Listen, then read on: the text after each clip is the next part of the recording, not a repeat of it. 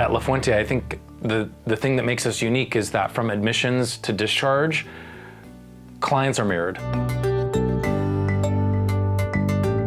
Our staff and our clinicians represent the community. This is so important because if we rely on clients to educate us, we're not doing our job.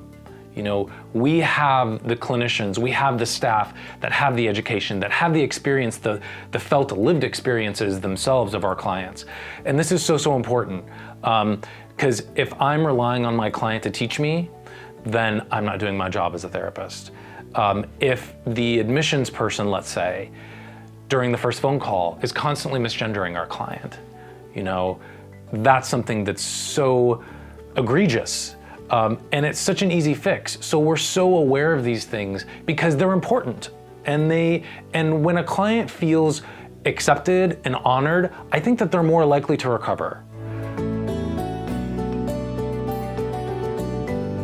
I think the second piece is that when you have staff and when you have groups that reflect who you are, that alleviates shame.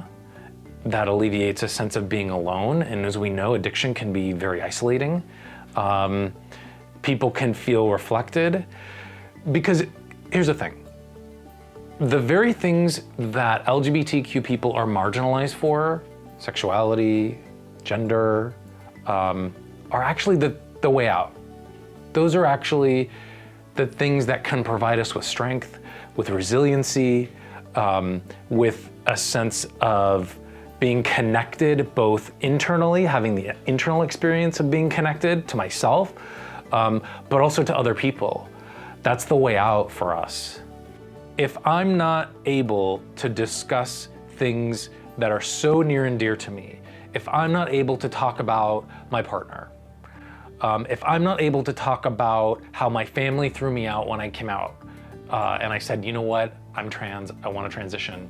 Or if I came out as gay or lesbian or bi and I get rejected from my family, from my church, from my friends, that creates such an intense wound and an injury that obviously the way people cope is they drink and use drugs.